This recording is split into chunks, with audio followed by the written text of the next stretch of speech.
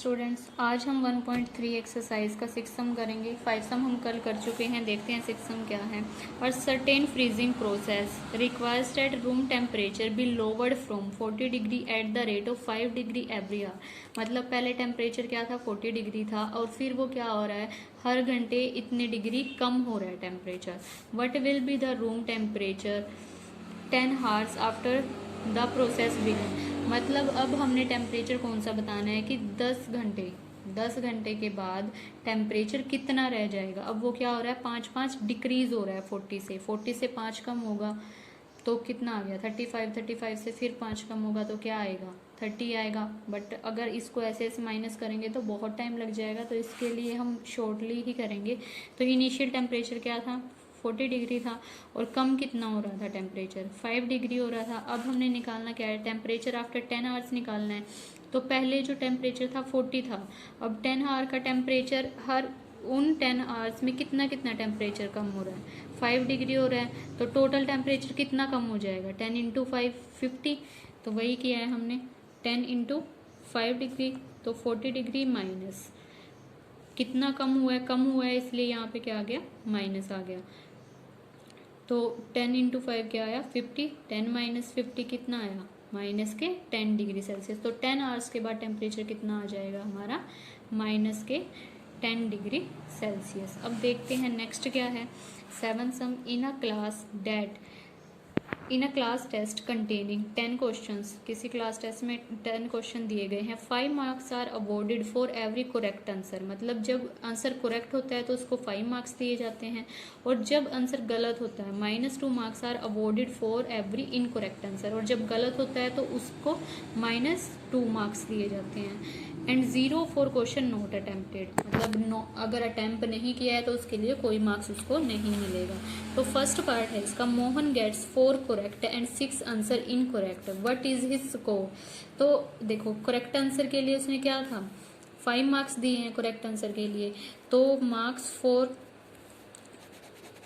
For correct answer क्या हो जाएंगे, कितने करेक्ट थे, 4, और मार्क्स कितने मिल रहे हैं करेक्ट के लिए, 5 मिल रहे हैं। तो 4 इंटू 5 क्या आ जाएगा, 20। और इनकरेक्ट के लिए, इनकरेक्ट आंसर कितने थे उसके, 6 थे, और उसके लिए मार्क्स कितने हैं, -2 हैं। तो 6 इंटू -2 क्या आ जाएगा, 6 2 ज़ा -12। तो टोटल स्कोर क्या बनेंगे उसके, 20 -12 था ना ये, तो 20 -12 क्या आ गया, 8। तो टोटल स्कोर उसके क्या बनेंगे, 8। अब देखते हैं नेक्स्ट पार्ट इसका। Reshma gets 5 correct answer and 5 incorrect. मतलब 5 ही करेक्ट आंसर है उसके और 5 ही इनकरेक्ट है। तो 5 के लिए क्रेडिट, मतलब करेक्ट आंसर के लिए क्रेडिट 5 मिल रहा है, तो 5 इंटू 5 क्या आया, 25। और इनकरेक्ट के लिए क्रेडिट कितना मिल रहा है, -2। तो 5 2 ज़ा 10, -2 ही था ना, 5 करेक्ट है 5 इनकरेक्ट है। हाँ, तो 25 -10 क्या आ जाएगा, 15। क्या आ जाएगा, 15। अब देखते हैं नेक्स्ट क्या है। Heena gets 2 correct and 5 incorrect answer. अब उसके 2 करेक्ट हैं और 5 इनकरेक्ट हैं आउट ऑफ 7 क्वेश्चन। मतलब उसने 7 अटेम्प्ट किए हैं, बाकी 3 नहीं किए। What is her score. तो मार्क्स फॉर करेक्ट आंसर कितने हैं, मार्क्स करेक्ट कितने हैं उसके, 2, और मार्क्स कितने थे उसके लिए, 5 अगर सही होते हैं। तो 2 इंटू 5 क्या आया, 10 आया। और इनकरेक्ट के लिए क्रेडिट कितना मिल रहा है, -2, और उसके इनकरेक्ट कितने हैं, 5 हैं। तो 5 इंटू -2 क्या आएगा, ये -10। तो 10 -10, तो उसके मार्क्स मतलब कितने हैं, 0 हैं, क्योंकि उसने सही तो सिर्फ 2 ही किए हैं, बाकी तो सारे ही गलत हैं। तो जो गलत वालों का क्रेडिट था वो हमने कैलकुलेट किया, वो कितना आया, -10। तो उसके मार्क्स कितने बन गए, अब 0। अब देखते हैं next question. A cement company earns a profit of ₹8 पर बैग ऑफ वाइट सीमेंट। मतलब जब वो वाइट बैग सीमेंट का वाइट बैग जब वो सोल्ड करते हैं, मतलब बेचते हैं, तो उनको 8 रुपये का प्रॉफिट होता है, मतलब 8 रुपये उनको बचते हैं।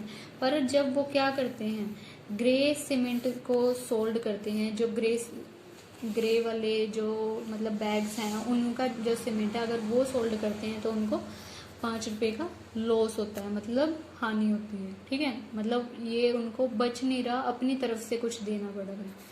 ठीक है, ₹5 का उनको क्या हो रहा है, लॉस हो रहा है। तो फर्स्ट पार्ट में क्या है, the company sells 3000 bags of white cement. अब उसने क्या किए हैं, 3000 बैग उसने बेच दिए, सेल कर दिए, और 5000 ग्रे सीमेंट के, वाइट के कितने किए हैं 3000, और ग्रे पे कितने किए हैं 5000। तो ग्रे पे तो, वाइट पे तो उसको क्या हो रहा था, प्रॉफिट हो रहा था, और इस पे क्या हो रहा था, उसको लॉस हो रहा था। तो अब हमने इस पे टोटल प्रॉफिट या लॉस बताना है कि उसे प्रॉफिट हुआ पूरे उस पे या लॉस हुआ। तो देखते हैं आगे क्या करेंगे। तो total profit on white bag, तो वाइट बैग पे प्रॉफिट एक पे कितना हो रहा था उसको 8 का, तो 3000 पे कितना होगा, मल्टीप्लाई हो जाएगी, 8 3 जा 24,000। और लॉस ग्रे पे कितना था, 5000 उसने सेल किए हैं और 5 का लॉस था, तो 5 5 जा। अब अगर इनको माइनस करते हैं, प्रॉफिट लॉस बताना है ना, माइनस, तो ये क्या आया, माइनस के हमारा क्या आ जाएगा 1000 आ जाएगा। अब माइनस में वैल्यू है, प्लस में होती तो उसको प्रॉफिट होता, वैल्यू प्लस में आती तो प्रॉफिट होता, माइनस में आया है तो ये इसको क्या हुआ, लॉस हुआ। मतलब इतने रुपए उसको खुद से अपनी तरफ से देने पड़ रहे हैं, बल्कि और अपनी तरफ से उसके और खर्च हो गए ये। ठीक है, तो ये क्या हो गया, लॉस। कितना हो गया, 1000 रुपीज़ का। ठीक है, अब देखते हैं नेक्स्ट क्या है बी पार्ट में।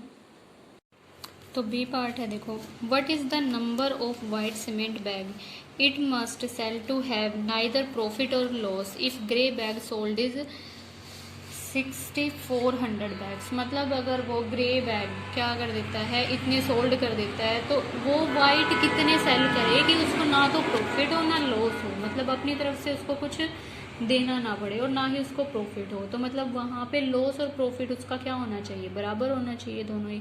तो क्या होगा, let the number of white bag, मतलब जो वाइट बैग है वो हमने लेट कर लिया कि वो हमारे पास एक्स है, हमें नहीं पता कितने हैं क्योंकि वो निकालनी है।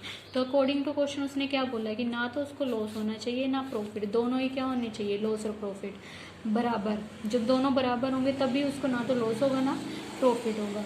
तो लॉस पे वो कितने बैग उसने सोल्ड किए हैं, इतने किए हैं, उसके लिए कितने रुपीज़ का लॉस हो रहा था उसको 5 का, वो बराबर किसके होगा, प्रॉफिट हमने निकालना है, वो हमने कितना लेट किया यहाँ पे x, तो इनटू कितने का प्रॉफिट हो रहा था 8 का।